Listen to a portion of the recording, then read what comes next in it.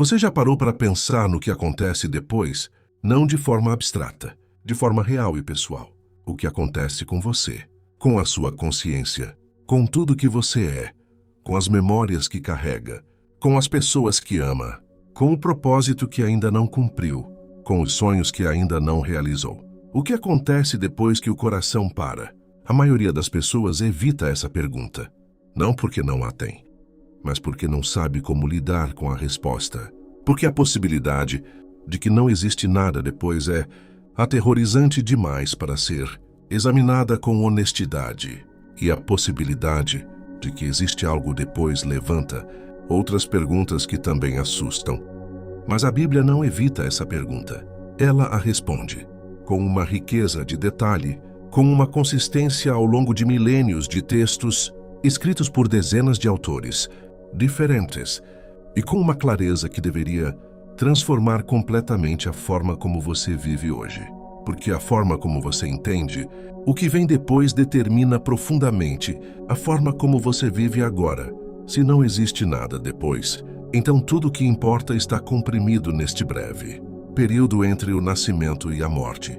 Se existe algo depois, e a Bíblia afirma com certeza que existe, então as decisões que você toma agora têm um peso que vai muito além do que você consegue ver.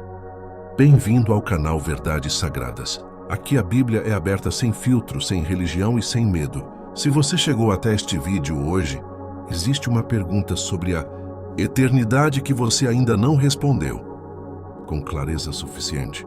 E esta mensagem foi preparada para esse momento. Antes de continuar, inscreva-se neste canal e ative o sino. Compartilhe este vídeo com alguém que você sabe que está fazendo essa pergunta agora mesmo. Esta revelação pode ser a mais importante que essa pessoa já ouviu. Vamos começar pelo que a Bíblia afirma sobre a existência do céu. O céu não é uma metáfora, não é um estado mental, não é uma forma poética de descrever a paz interior que você encontra nesta vida. O céu é um lugar real, com existência real, com habitantes reais e com uma realidade que a Bíblia descreve como mais sólida e mais permanente do que tudo que você chama de real agora. Segunda carta aos Coríntios, capítulo 4, versículo 18. Não atentando nós nas coisas que se veem, mas nas que se não veem, porque as que se veem são temporais, mas as que se não veem são eternas. As que se veem são temporais, as que não se veem são eternas. Paulo inverte completamente a hierarquia de realidade que o senso comum estabelece. O que você pode tocar, medir, fotografar e experienciar com 5 sentidos é a realidade temporária e passageira. O que está além dos seus sentidos, incluindo o céu e a vida eterna, é a realidade permanente e definitiva. Isso muda tudo, porque significa que o que você chama de real é na verdade a sombra, e o que você ainda não pode ver é a substância. Hebreus capítulo 11, versículo 1. Ora, a fé é a certeza de coisas que se esperam, a convicção de coisas que não se veem. A fé não é crença em algo improvável, é certeza sobre algo que está além da capacidade de percepção sensorial atual. É acesso a uma realidade que existe independentemente de você poder vê-la agora. Agora vamos examinar o que a Bíblia revela sobre o céu em detalhe, porque existe muito mais do que harpas e nuvens. A descrição bíblica do céu é rica, específica e extraordinariamente diferente do que a cultura popular imagina. O primeiro detalhe é que o céu é a habitação de Deus. Mateus capítulo 6, versículo 9. Pai nosso que estás nos céus. O céu é onde Deus habita em plenitude. Não que Deus esteja limitado ao céu, como se não estivesse em outros lugares, mas que o céu é o lugar onde a presença de Deus se manifesta sem véu, sem limitação, sem a intermediação que a realidade presente exige. 1 Reis capítulo 8, versículo 30. Ouve, pois, a súplica do teu servo e do teu povo Israel, quando orarem neste lugar. Ouve tu no lugar da tua habitação, no céu. O céu como habitação de Deus. Não uma habitação metafórica, uma localização real, onde a presença de Deus está plenamente manifesta. E Apocalipse capítulo 4 descreve o que João viu quando foi arrebatado ao céu. Um trono, Alguém sentado no trono com aparência de pedra de jaspe e sardônica. Um arco-íris semelhante à esmeralda ao redor do trono. 24 anciãos, 4 seres viventes. Raios e trovões saindo do trono. O mar de vidro semelhante ao cristal. Esta não é a linguagem de metáfora vaga. É a linguagem de alguém descrevendo o que viu com os seus próprios olhos. João foi lá. E o que ele descreve é um lugar com estrutura, com hierarquia, com habitantes, com beleza, que excede qualquer coisa que a linguagem humana consegue capturar completamente.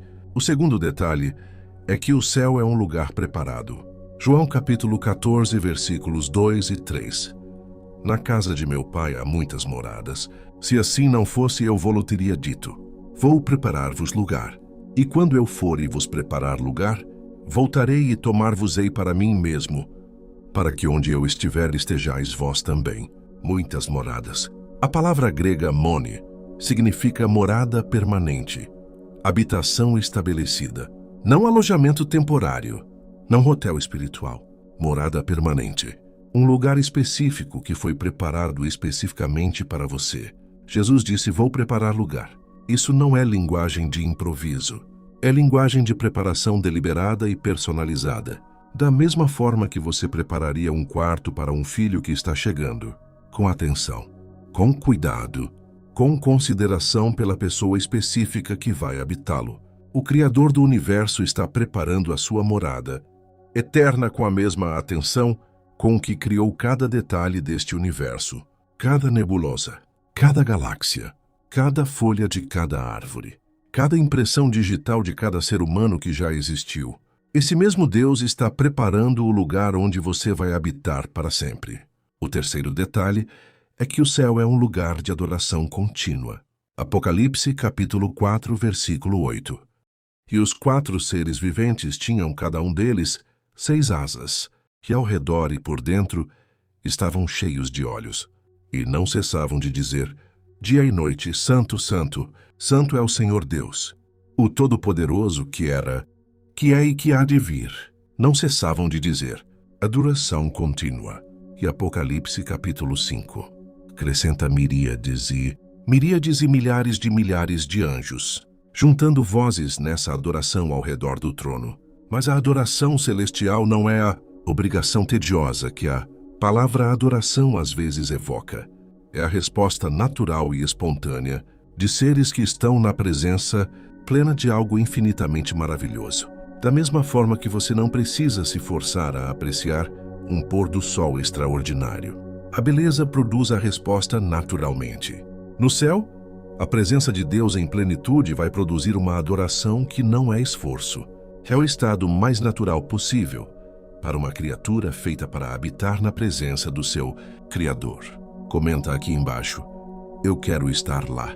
Se você está declarando que o céu é o seu destino, porque essa declaração é uma afirmação de fé que o céu ouve.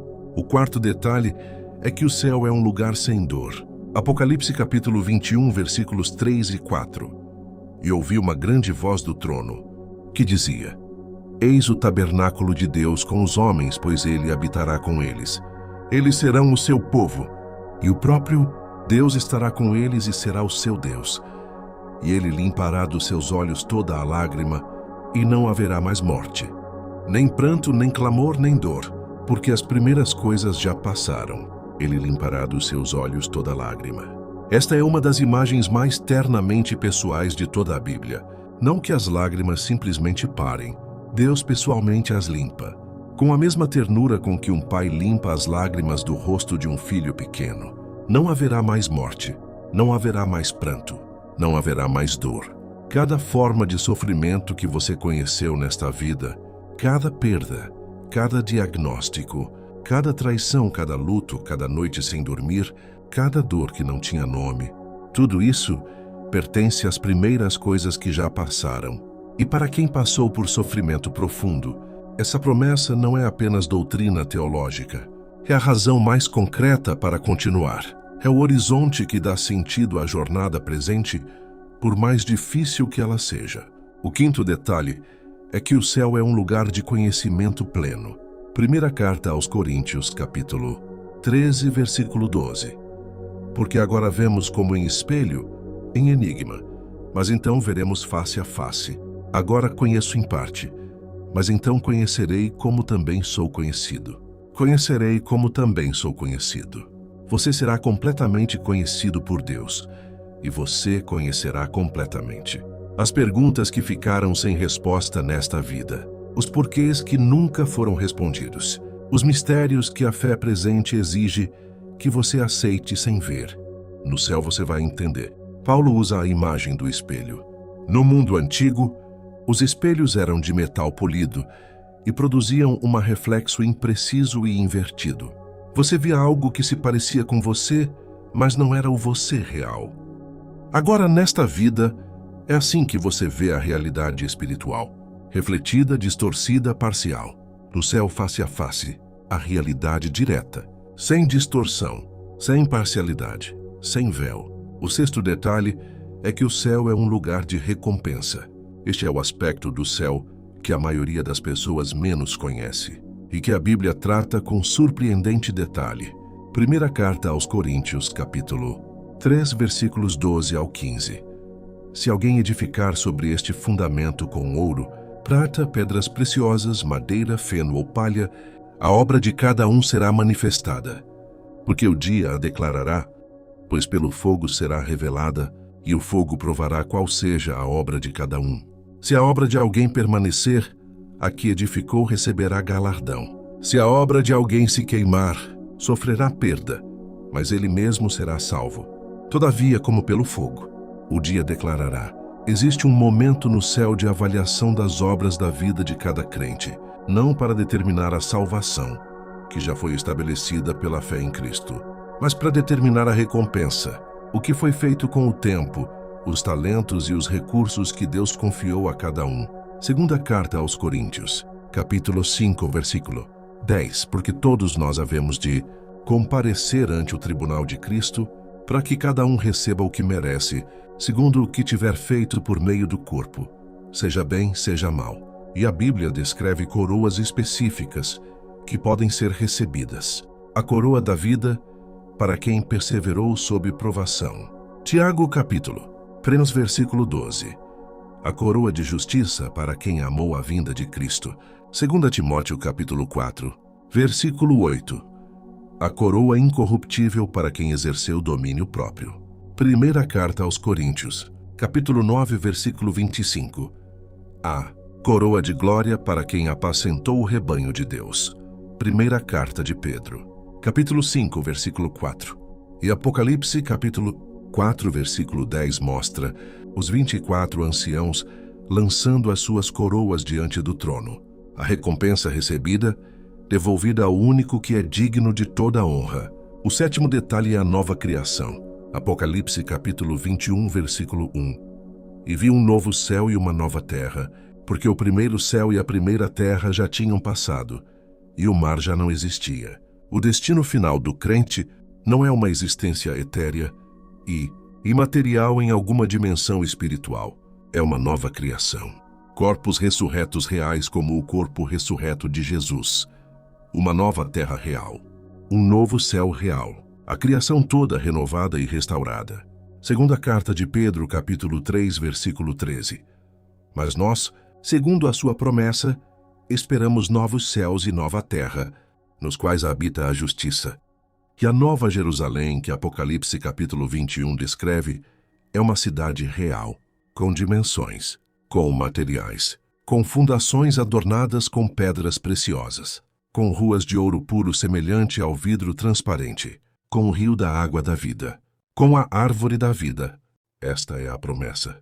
Não dissolução na impessoalidade divina, não existência como nuvem sem forma, vida, real, corporificada, em um universo renovado que é mais real do que este, mais sólido, mais vivo, mais rico em beleza e experiência do que qualquer coisa que este mundo quebrado consegue oferecer. Agora vamos à pergunta que este vídeo inteiro estava construindo. Como você chega lá? Porque de nada adianta saber que o céu existe, conhecer cada detalhe da sua beleza e da sua riqueza, se você não sabe o que determina quem chega lá. E a Bíblia é absolutamente clara sobre isso, mais clara do que sobre qualquer outro tema. João capítulo 14, versículo 6. Disse-lhe Jesus: Eu sou o caminho, e a verdade e a vida. Ninguém vem ao Pai senão por mim. Ninguém vem ao Pai senão por mim. Não pela bondade acumulada ao longo de uma vida, não pela religião praticada com sinceridade, não pela busca espiritual de qualquer tradição, pelo Filho, pelo que ele fez na cruz, pela fé no que ele fez. Romanos capítulo 10, versículos 9 e 10. Se confessares com a tua boca que Jesus é Senhor e creres no teu coração que Deus o ressuscitou dos mortos, serás salvo. Porque com o coração se crê para a justiça e com a boca se confessa para a salvação. Confessar e crer. Não realizar, não merecer, não acumular. Confessar e crer. A entrada no céu não é conquistada por performance. É recebida por fé no que Cristo conquistou. E se você chegou até aqui neste vídeo e ainda não tomou essa decisão, este é o momento. Não amanhã. Não quando a vida estiver mais organizada. Não quando você se sentir mais pronto. Porque ninguém sabe quando a porta entre esta vida e a próxima vai abrir. E do outro lado dessa porta, a única coisa que vai importar é o que você fez com Jesus. Você pode fazer essa decisão agora mesmo, em voz alta, com fé genuína. Pai, eu reconheço que sou pecador e que preciso de salvação. Eu creio que Jesus, Cristo, morreu na cruz pelos meus pecados e ressuscitou ao terceiro dia. Eu confesso agora que Jesus é o Senhor da minha vida. Recebo o perdão que Ele oferece e aceito a vida eterna que Ele prometeu. Em nome de Jesus, amém. Se você orou essa oração agora pela primeira vez, você acabou de tomar a decisão mais importante da sua vida e o céu acabou de registrar o seu nome. Lucas capítulo 15, versículo 7. Digo-vos que assim haverá mais alegria no céu por um pecador que se arrepende do que por 99 justos que não necessitam de arrependimento. A alegria no céu agora por você. E para quem já tomou essa decisão há muito tempo, que este vídeo seja um lembrete do peso eterno do que você já possui. Que a eternidade que está à sua frente seja a perspectiva que transforma. A forma como você enfrenta cada dificuldade presente. Que o que está reservado para você seja mais real do que qualquer coisa que este mundo temporário pode oferecer ou tirar. O melhor ainda está por vir, e é para sempre. Se este vídeo tocou algo real na sua vida, comenta aqui embaixo. Eu vou estar lá, porque essa declaração é uma afirmação de fé que o céu ouve. Compartilha este vídeo com alguém que está fazendo essa pergunta sobre o que vem depois. E inscreve-se no canal Verdades Sagradas e ativa o sino, porque ainda temos muito mais para revelar juntos. Até o próximo vídeo. Que a certeza da eternidade transforme cada dia que você ainda tem aqui.